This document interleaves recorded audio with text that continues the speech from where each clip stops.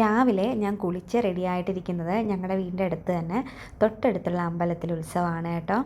ഞാൻ പോണ്ടെന്നൊക്കെ വിചാരിച്ചിരിക്കുകയായിരുന്നു, കാരണം എനിക്ക് സുഖമില്ലായിരുന്നല്ലോ. അപ്പോൾ പോണ്ടെന്നൊക്കെ വിചാരിച്ചിരിക്കുകയായിരുന്നു. പക്ഷേ എനിക്കെന്തോ പോകണം എന്നൊരു തോന്നല കേട്ടോ. പിന്നെ ഞാൻ പെട്ടെന്ന് കുളിച്ചു, അങ്ങനെ റെഡിയായി. അപ്പോഴൊന്നും എനിക്ക് വലിയ പ്രശ്നമൊന്നും ഇല്ലായിരുന്നു കേട്ടോ. ആൻറ്റിബയോട്ടിക്സ് കഴിഞ്ഞിട്ടില്ല, നല്ല ക്ഷീണമുണ്ട്, കണ്ടാൽ തോന്നത്തില്ല, പക്ഷേ ക്ഷീണമുണ്ട് കേട്ടോ. പിന്നെ അമ്പലത്തിൽ പോയി, അടുത്ത് തന്നെയാണ് കേട്ടോ. അങ്ങനെ അടുത്ത്, അപ്പം കുറച്ച് കുഞ്ഞമ്പലമാണ്. ഭയങ്കര ഒരു എന്താണ്, സന്തോഷം തോന്നിയായിരുന്നു കേട്ടോ. കാരണം എനിക്ക് പോകാൻ പറ്റില്ല എന്നൊക്കെ ഞാൻ വിചാരിച്ചിരിക്കുകയായിരുന്നു, കാരണം അത്രയ്ക്ക് ക്ഷീണമായിരുന്നു. അങ്ങനെ ഈ അമ്പലത്തിൽ ഉത്സവം തുടങ്ങിയ ആ സമയത്താണ് എനിക്ക് വയ്യാതായതും. നമ്മൾ പൂജയ്ക്കൊക്കെ വെക്കണം എന്ന് വിചാരിച്ചതൊന്നും നടന്നില്ല. പിന്നെ പൊങ്കാലയ്ക്കും കൂടി വരാൻ പറ്റില്ലെങ്കിൽ പിന്നെ സങ്കടമാവുമായിരുന്നേ. അപ്പോൾ അമ്മയും കൂടെ വരാമെന്ന് പറഞ്ഞിട്ടുണ്ടായിരുന്നേ. അപ്പം ഒരു ഹെൽപ്പിന് അമ്മയും കൂടി ഉണ്ടല്ലോ എന്നുള്ള ഇതിലാണ്. അങ്ങനെ പൊങ്കാലയൊക്കെ ഇട്ട് തുടങ്ങി. ഭയങ്കര ഒരു ബ്ലെസ്സിങ് ആയിട്ടുള്ള ദിവസമാണ് കേട്ടോ ഇന്ന്. അപ്പോൾ എനിക്ക് ഭയങ്കര സന്തോഷമായി കേട്ടോ. അങ്ങനെ പൂജ വയ്ക്കാനൊന്നും പറ്റാത്തതിൻ്റെ സങ്കടം ഭയങ്കരമായിട്ടുണ്ടായിരുന്നു. അങ്ങനെ ഒരുവിധം പൊങ്കാല ഇട്ടുകൊണ്ട് കുറച്ച് സങ്കടമൊക്കെ മാറി. അങ്ങനെ പിന്നെ ഇത് കഴിഞ്ഞ് നമ്മുടെ പൊങ്കാലയൊക്കെ ഇട്ട് തുടങ്ങി കുറച്ച് കഴിഞ്ഞപ്പോൾ എനിക്ക് ഭയങ്കര തലവേദന വന്നു കേട്ടോ. ഭയങ്കര തലവേദന. അങ്ങനെ പിന്നെ ഞാൻ വീട്ടിൽ പോയി. കുറച്ച് കഴിഞ്ഞപ്പോൾ വീട്ടിലൊക്കെ പോയിട്ട് ഈ ടൈഗർ ബാമും കാര്യങ്ങളൊക്കെ ഇട്ട് ആണ് ഒരു സ്ഥലത്ത് സെറ്റായത് കേട്ടോ. നല്ല പുകയുണ്ടായിരുന്നു കേട്ടോ. നമ്മൾ നിൽക്കുന്ന അടുത്താണ് നന്നായിട്ട് പുക വന്നുകൊണ്ടിരുന്നത്. പക്ഷേ എന്നാലും എനിക്കെന്തോ ഒരു സന്തോഷമൊക്കെ തോന്നി കേട്ടോ.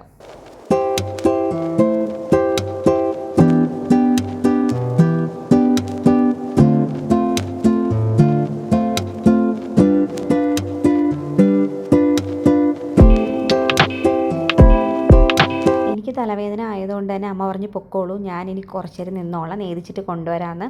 അങ്ങനെ അമ്മയാണ് നിന്നത്. പിന്നെ നമ്മൾ പായസമൊക്കെ കഴിച്ച് നല്ല ടേസ്റ്റായിരുന്നു കേട്ടോ. കുറച്ച് ദിവസത്തിന് ശേഷം നമ്മൾ അമ്പലത്തിലെ പായസമൊക്കെ കഴിക്കും, ഭയങ്കര സന്തോഷമല്ലേ, കഴിക്കാനും തോന്നും കേട്ടോ. അങ്ങനെ മോനിനും കൊടുത്ത് ഞാനും കഴിച്ച്, എല്ലാവരും കഴിച്ചോട്ടെ. ചേച്ചിയൊക്കെ ഉണ്ടായിരുന്നു. അങ്ങനെ അവരെല്ലാവരും കഴിച്ചു.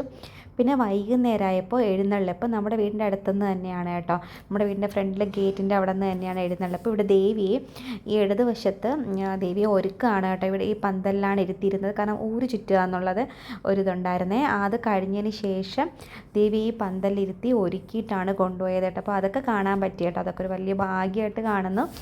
ഭയങ്കര രസമായിരുന്നു കേട്ടോ ഇത് കാണാൻ. നമ്മുടെ ഇതുമായിട്ട് നമ്മൾ പണ്ട് മുതലേ കണ്ടു വളർന്ന കുറേ കാര്യങ്ങൾ. അങ്ങനെ പിന്നെ എഴുന്നള്ളിപ്പ് ഉണ്ടായിരുന്നു. ഇങ്ങനെ എന്താ പറയുക, കളങ്കാവൽ എന്നാണ് കേട്ടോ പറയുക. അപ്പോൾ അത് ഉണ്ടായിരുന്നു. പിന്നെ ഞങ്ങളതൊക്കെ കണ്ടു. ആദ്യത്തെ ദിവസം നമുക്ക് പോകാൻ പറ്റിയില്ല കേട്ടോ. കളങ്കാവലിൻ്റെ സമയത്തൊക്കെ എനിക്ക് ഭയങ്കര വയ്യായിക ആയിരുന്ന സമയമായിരുന്നു കേട്ടോ. അങ്ങനെ പിന്നെ അതെല്ലാം കഴിഞ്ഞു. പിന്നെ അതും അടിപൊളിയാണ് കേട്ടോ. ഈ പൂക്കളൊക്കെ ഇടുമ്പോൾ ഭയങ്കര ഒരു ബ്ലെസ്സിങ് ആയിട്ടൊരു ദിവസം. പിന്നെ എനിക്ക് പിന്നെ വേറെ ഒന്നും എടുക്കാനൊന്നും പറ്റിയില്ല കേട്ടോ. ഇത് നെക്സ്റ്റ് ഡേ ആണ്. നെക്സ്റ്റ് ഡേ ഞാൻ ഇന്ന് കടലക്കറി വെക്കാമെന്ന് വിചാരിച്ചു കേട്ടോ. ഈ കട്ടിംഗ് ബോർഡ് ഞാൻ ഫ്ലിപ്കാർട്ടിൽ നിന്ന് വാങ്ങിച്ചാണ്. ഞാനിതിൻ്റെയൊക്കെ ലിങ്ക് കൊടുത്തേക്കാവേ, വേണമെന്നുണ്ടെങ്കിൽ നിങ്ങൾ ചെക്ക് ചെയ്ത് നോക്കൂ. നമ്മൾ പാൻ വെച്ച് ഓയിൽ ഒഴിച്ച് നമ്മൾ കടു ഇട്ട് പിന്നെ ഈ സ്ലൈസായിട്ട് ഭയങ്കര നൈസായിട്ട് ഈ സവാള അരിയണേ. നിങ്ങൾ ഇങ്ങനെയല്ല കടലക്കറി വെക്കണമെങ്കിൽ നിങ്ങൾ ഇങ്ങനെ ഒന്ന് ട്രൈ ചെയ്യണേ, ഭയങ്കര ടേസ്റ്റ് ആയിരിക്കും. നിങ്ങൾക്ക് നന്നായിട്ട് ഇഷ്ടപ്പെടും കേട്ടോ. ഇങ്ങനെ നമ്മൾ സ്ലൈസായിട്ട് അരിഞ്ഞ് സവാള ഇട്ടതിന് ശേഷം നമ്മൾ ഉപ്പിട്ട് ഇഞ്ചി വെളുത്തുള്ളി ചതച്ചിട്ട് കേട്ടോ. എനിക്കിങ്ങനെ സ്ലൈസായിട്ട് കിടന്നാൽ കടിച്ചാൽ എനിക്ക് ഒട്ടും ഇഷ്ടമില്ല കേട്ടോ. അങ്ങനെ നമ്മൾ ഒരു കറികളിലും വെക്കില്ല, ഞാൻ ചതച്ചിടുമ്പോൾ ഭയങ്കരമായിട്ട് ഫ്ലേവർ എല്ലാത്തിലും നന്നായിട്ട് പിടിക്കും കേട്ടോ. നിങ്ങൾ അങ്ങനെ ചെയ്യണേ. എന്നിട്ട് നമ്മൾ പച്ചമുളക് കീറി അതും കൂടി ആഡ് ചെയ്യുന്നുണ്ട്. ഞാൻ ഈ പറഞ്ഞു പോകുന്നത് എന്തെന്നറിയാവോ, ആരെങ്കിലും തനിയെ നിൽക്കുന്നവരാണെങ്കിൽ, പുതുതായിട്ട് കുക്ക് ചെയ്യണവരാണെങ്കിൽ, നിങ്ങൾക്ക് അറിയില്ലെങ്കിൽ അപ്പം കുറച്ചൊന്ന് ഹെൽപ്ഫുൾ ആവട്ടെ എന്ന് വിചാരിച്ചിട്ടാണ് കേട്ടോ. അറിയാമെന്നുള്ള പലരും കാണും, ഇതിനേക്കാളും വേറെ നല്ല രീതിയിൽ വെക്കുന്ന ആൾക്കാരും കാണും കേട്ടോ. ഇതിപ്പം എൻ്റെ രീതി ഞാനൊന്ന് പറഞ്ഞു പോകണമെന്നേ ഉള്ളൂ. പിന്നെ നമ്മൾ വെക്കുന്ന പുട്ടാണ് കേട്ടോ. അരിപ്പൊടിയാണ്, അരിപ്പൊടി കുഴച്ചിട്ട് ഞാൻ പുട്ടുണ്ടാക്കണേ. പിന്നെ ഇത് ഞാൻ ചിരട്ടപ്പുട്ടാണ് ഉണ്ടാക്കണത്. സീരിയസ്ലി ഗൈസ്, നിങ്ങളിത് ചെയ്തില്ലെങ്കിൽ ചെയ്തു നോക്കൂ എന്നേ ഞാൻ പറയുള്ളൂ കേട്ടോ. ഭയങ്കര എളുപ്പമാണെന്ന് എനിക്ക് തോന്നിയിട്ടുണ്ട്. മറ്റേ കുഴലിലുണ്ടാക്കണ പുട്ടില്ലേ അതിനേക്കാളും ഭയങ്കര ഈസി ആയിട്ട് എനിക്ക് തോന്നിയിട്ടുണ്ട്. ഇതാകുമ്പം എല്ലാവർക്കും ഉള്ള സംഭവം നമുക്ക് ഒന്നിൽ തന്നെ റെഡിയാക്കി എടുക്കാം. ഞാൻ ഇത് ഇടയ്ക്കിടയ്ക്ക് പറയാറുണ്ട് കേട്ടോ വീഡിയോയിൽ.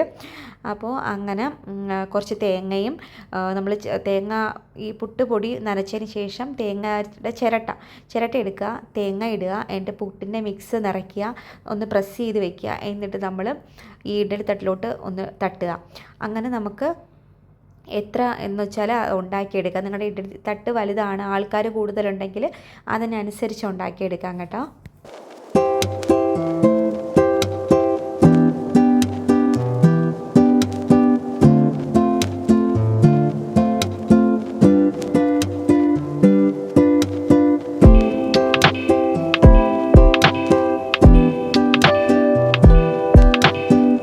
നമ്മുടെ കറിയെല്ലാം നമ്മൾ സവോളയെല്ലാം വരട്ടിയില്ലേ, അത് നന്നായിട്ട് പിടിച്ചിട്ടുണ്ട് കേട്ടോ. നല്ലതായിട്ട് വെന്ത് നല്ലതായിട്ട് ഫ്ലേവറൊക്കെ പിടിച്ചിട്ടുണ്ട്. നമ്മൾ കടല ആഡ് ചെയ്യുക, നന്നായിട്ടൊന്ന് മിക്സ് ചെയ്യുക. എന്നിട്ട് ഈ കടല നമ്മൾ കുറച്ചൊന്ന് അരച്ചെടുക്കണം കേട്ടോ. അത് നല്ലതാണ്, നമ്മുടെ കറി നല്ല കട്ടിയുള്ളതായിരിക്കും. പിന്നെ ഈ കുഞ്ഞുങ്ങൾ കഴിക്കാത്ത കുട്ടികൾ കാണില്ലേ കടല, അപ്പോൾ ഈ ഗ്രേവി കഴിച്ചാലും അവർക്ക് അതിൻ്റെ ഹെൽത്ത് ബെനിഫിറ്റ് എല്ലാം കിട്ടും കേട്ടോ. പിന്നെ നമ്മൾ ലാസ്റ്റ് ചേർക്കുന്നത് നമ്മുടെ ഗരം മസാലയാണ്. ഇതും കൂടി ആകുമ്പോൾ നമ്മളെ അടിപൊളി കടലക്കറി ഭയങ്കര ടേസ്റ്റി ആയിട്ട് റെഡിയായിട്ട് വന്നിട്ടുണ്ട്.